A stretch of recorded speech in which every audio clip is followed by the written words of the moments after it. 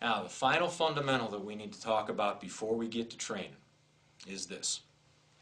This is our disarming formula, and what this is going to do, it's going to give you a method that you can self-evaluate how you're doing on your techniques. It will also give you a way to evaluate any new techniques that you may want to add to your toolbox. There are 4 elements to any successful disarm. They got to be done in this order: clear, control, disarm, and disable. Any of your successful disarms will have these elements, and they will have them in the order that I just gave them to you. All right? And let's look at these one at a time.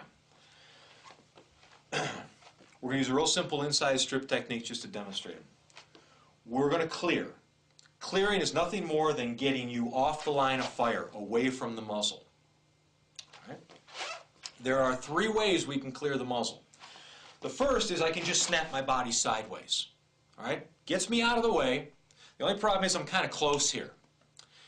And this may not be a problem at a low line attack, say to my belly or my lower torso, but when you get the gun up here, you have a problem with muzzle flash.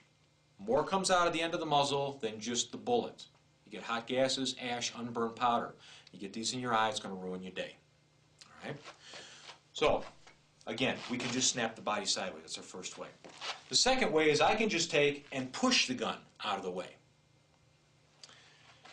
This isn't a bad way to do it. The only problem is that you are pushing the muzzle through at least half your body width. Remember what we said about reaction time. You may not have as much as you think. The last statistic I saw, about 90% of the disarming attempts, the gun goes off. So we want to try to limit that amount of time on target for him. The third way, the way I'm going to recommend, is that we combine the two. We are going to snap our body sideways. At the same time, we're going to push the gun hand out of the way. All right? Now notice, in these techniques, I am attacking the weapon in the weapon hand. I'm not necessarily attacking my assailant here. This is what gives lethality to his attack. This is what we got to take care of. All right? So, first step, we're going to clear. The second step is control. And all we mean by control is I want to keep the muzzle from tracking back onto me. We're not working in a vacuum. All right? If I'm going to try to take his gun away or prevent him from shooting me, he's probably not going to be real happy with that, and he's going to take steps to try to stop me. So we want to keep that muzzle from coming back onto us. The next step we're going to have is our actual disarm. All right? In this case, I'm going to punch the barrel parallel with the forearm, turn it back onto him, and rip it out. Now, one word of caution on your training partners. You'll notice on this particular trainer, we've removed the trigger guard and sanded it smooth. All right? Saves a lot of wear and tear on his finger. If you have a trainer with a full trigger guard, just be cognizant of it because you can't take the finger off. That's what it's designed to do. The final piece of the puzzle, the last D, disable, is going to mean different things for different people. I've cleared, I've controlled, I've disarmed. Now, disabling can mean, again, it's going to depend upon your circumstances.